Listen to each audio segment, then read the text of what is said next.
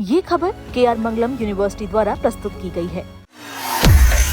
क्या बंगाल में फिर होगा बड़ा खेला? क्या ममता का साथ छोड़ सकते हैं 50 विधायक? टीएमसी के विधायकों का बगावती प्लान तैयार। पश्चिम बंगाल विधानसभा चुनाव में करारी हार के बाद टीएमसी में बढ़ती अंदरूनी कलह अब खुलकर सामने आ गई है। बंगाल में विधानसभा चुनाव के बाद टीएमसी के भीतर असंतोष और गुटबाजी की चर्चा तेज हो गई है। हस्ताक्षर विवाद के बाद पार्टी से निष्कासित विधायक ऋतव्रत बनर्जी और संदीपन साहा को लेकर अब बड़े राजनीतिक घटनाक्रम की अटकलें लगाई जा रही हैं। सूत्रों के अनुसार तृणमूल कांग्रेस के करीब 50 विधायक इन दोनों नेताओं के संपर्क में हैं और पार्टी के भीतर एक अलग शक्ति केंद्र बनाने की कोशिश चल रही है। दरअसल विवाद की शुरुआत तब हुई जब संदीपन साहा और ऋतव्रत बनर्जी का आरोप था कि नेता प्रतिपक्ष बनाने को लेकर विधानसभा अध्यक्ष को भेजे गए प्रस्ताव में उनके फर्जी साइन थे।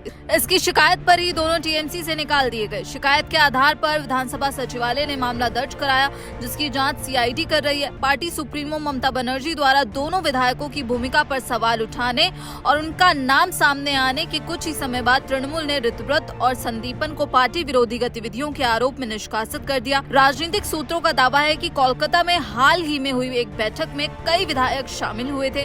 चर्चा है कि ये विधायक खुद को वास्तविक तृणमूल बताने की तैयारी में है और स्पीकर को एक प्रस्ताव सौंप सकते हैं।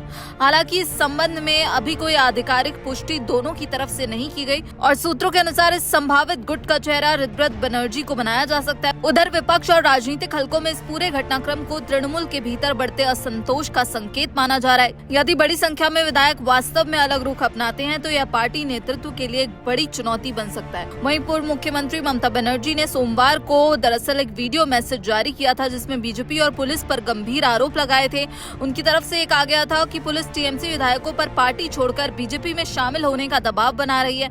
ममता बनर्जी ने यह भी दावा किया कि कुछ विधायक और सांसदों को डराने, धमकाने और रिश्वत देकर टीएमसी को कमजोर करने की कोशिश की जा रही है। लेकिन इसी बीच पार्टी से निकाले गए विधायक रिजू दत्ता ने अब एक बड़ा दावा किया है। रिजू दत्ता ने दावा किया कि 80 में से 50 से ज्यादा विधायक खुद को असली तृणमूल बताने की तैयारी कर रहे हैं। रिजू ने दावा किया कि आज ये सभी विधायक विधानसभा स्पीकर के पास जाएंगे और 3 मुद्दे उठाएंगे। पहला, हमारे पास 2/3 बहुमत है, 50 विधायक हमारे साथ हैं, हम ही असली तृणमूल हैं। दूसरा, विपक्ष के नेता ऋतव्रत होंगे, न कि शोभन देव।